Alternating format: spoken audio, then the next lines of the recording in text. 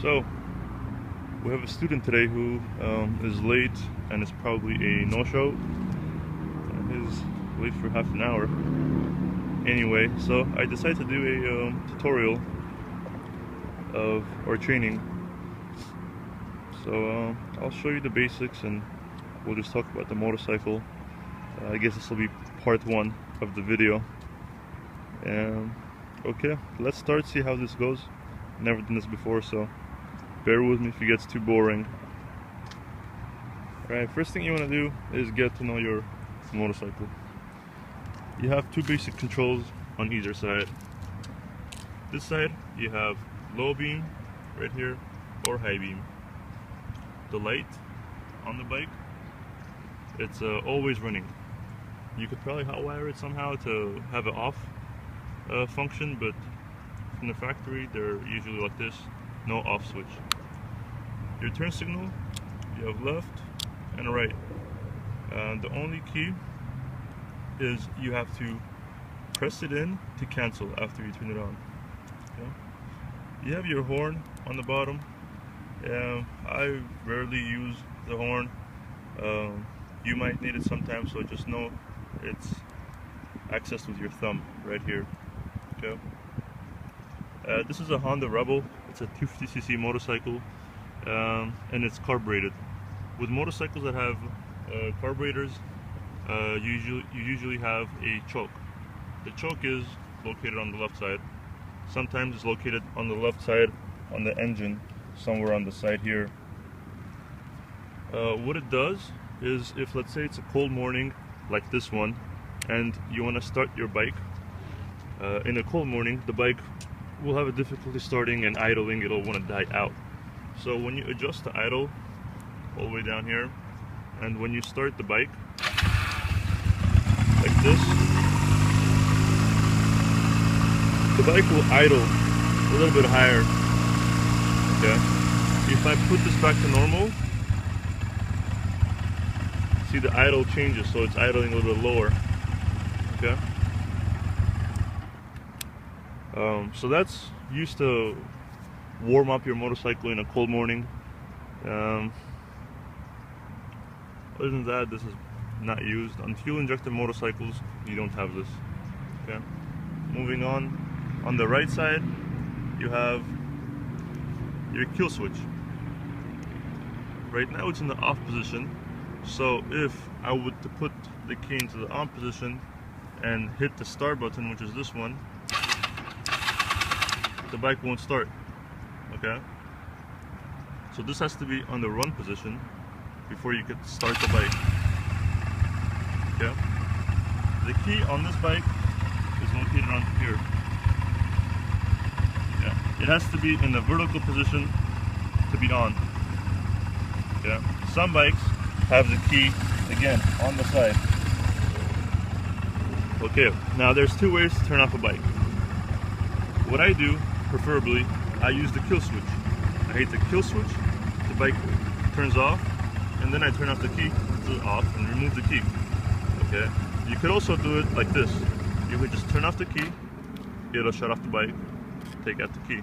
Okay, for me it's a habit, and I guess it's just a cool way of doing it. You could roll to a stop and hit the kill switch and the bike will turn off, and then you remove the key, off and remove. Okay, you have front brake on your right hand right here. Okay, this is 90% of your brakes, okay, in the front. Rear brake is on your foot right here. That's about 10% of your brakes. I'm sure you heard this ratio before, but it really is like that. The rear brake is not meant for stopping. Okay, the rear brake is only meant to slow you down. Ideally you want to use both brakes together, front and rear. Okay, now the way you use the brakes is, it's not like in a car. You can't just jump on the brake and think you're gonna come to a complete stop.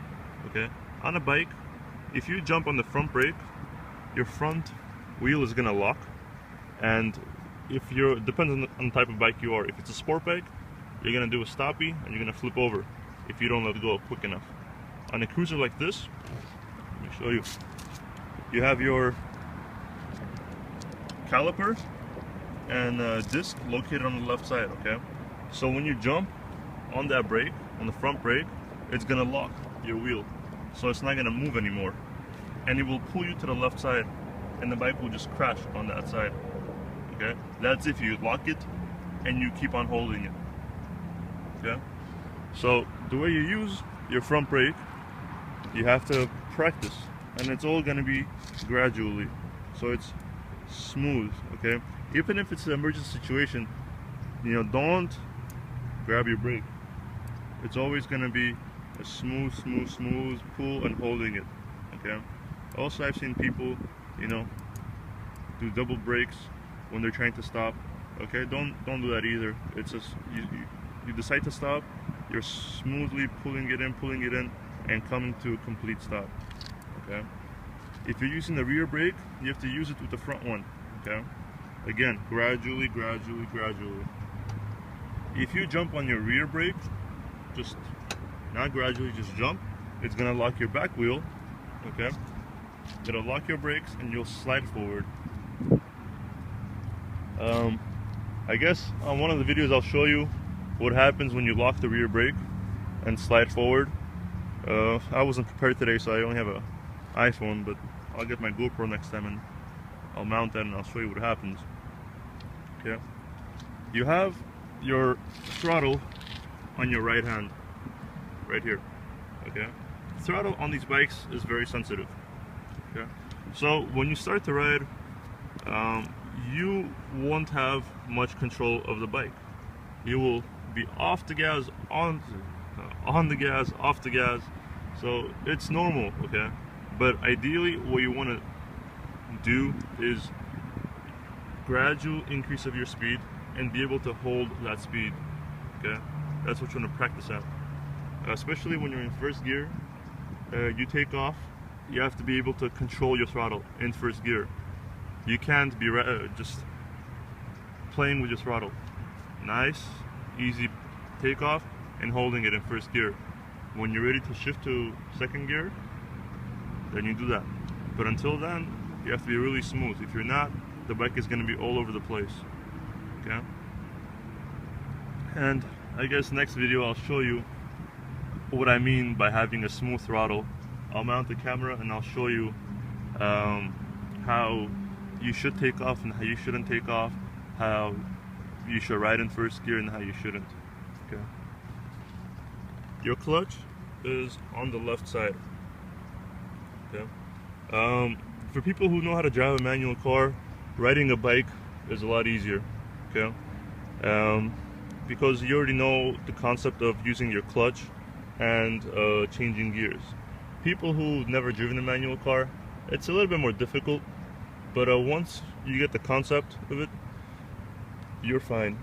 I've had students come in and after an hour, you know, we had the concept down and they were riding a motorcycle fine, going to second, third gear, going through cones, figure eights, doing circles and all that fun stuff. Okay, so like I said, this is your clutch, okay, and your gears are on the left side on your foot.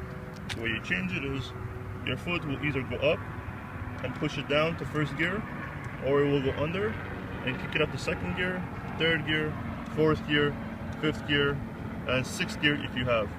Okay, every time you want to change a gear, you're gonna pull the clutch in. You want to go to second gear, you pull the clutch in, second gear, let go of the clutch. You want to go third gear, pull the clutch in, third gear, let go of the clutch. Okay, I'll talk a little bit later of what happens with your hand and the throttle when you're changing gears, but you don't have to do anything when you're starting off. Just you're accelerating, you want to change gear, you pull the clutch in, go to second gear. Okay, I'm gonna stop this video right now and I'll make a second part following this one.